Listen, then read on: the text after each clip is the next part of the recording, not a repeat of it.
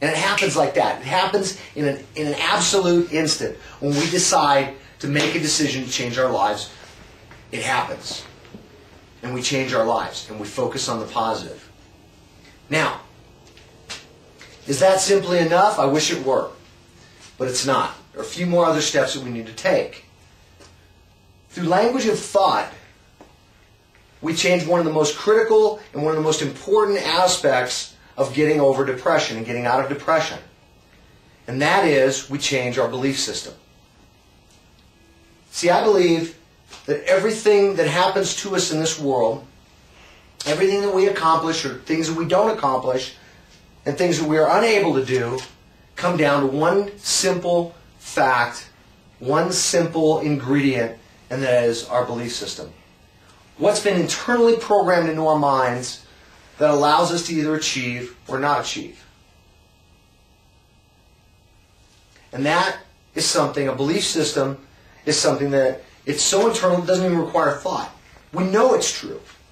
We know it's true because of what we've seen, what we've been taught in this world, our experiences, things that have been modeled to us.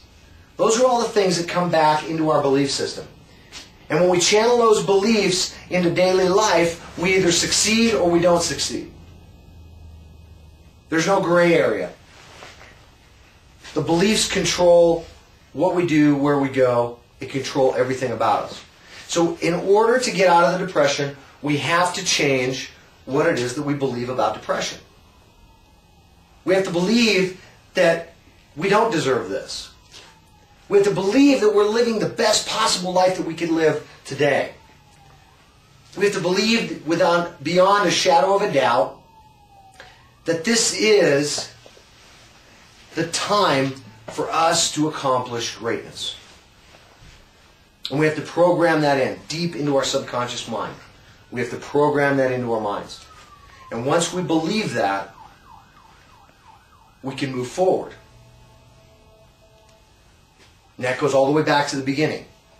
We do all these things. Do our body, change our focus, change our language of thought, we change our belief system. Then what we have to do is we have to find purpose in life. Finding purpose in life. Isn't that amazing?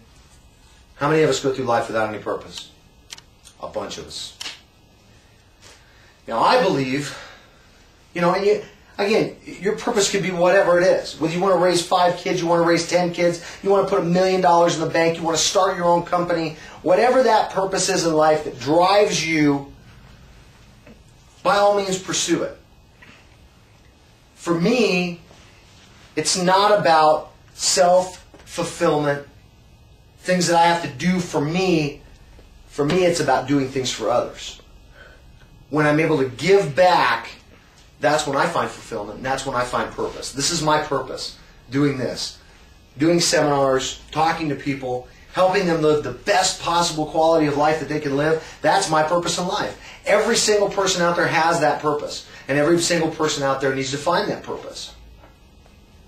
There's an interesting study done years ago about people who get put into nursing homes, older people. And most of those people, when they've lost their purpose in life, lose their will to live. Isn't that interesting? Some people can actually lose their purpose in life very, very early on. I mean, there are people going through depression because they have no purpose, and their life doesn't mirror their ideology, so they're in this severe, deep depression that a lot of times they take their own lives because of that, because they don't have the purpose. They can't find the purpose. They've lost it. That same study showed people who were still out there, still on their own at 85, 90 years old, were still out there contributing to society, doing things for other people, whether it's going to the local schools and doing some tutoring with reading, whether it was going to work at the Humane Society, all these things in life. They found purpose in their lives. They kept that purpose in their lives, and they were able to sustain a longer life simply because they had that purpose. I think that's incredible. I think that's a fascinating fact. So when we lose that purpose, we lose that willingness to move on, that desire to live. And we can't do that. So find purpose in your life. Be the last step. You put all that together, and we can overcome depression. It's a very simple, very basic concept. Overcoming depression. Changing our physical state. Changing our mental focus. Changing our language of thought. Fourth, changing our belief system, which fundamentally drives everything that we do. Everything that we achieve, everything that we don't achieve. And the fifth step, or the final step, finding purpose in life. I want you to do those things. I want you to try this out. And I want you to experience the life that you were destined to live. It all comes down to you. As in my first book, the title of my first book, the choice is yours. And ultimately, the choice is yours. You can live the life you want to live. You can choose to live that life.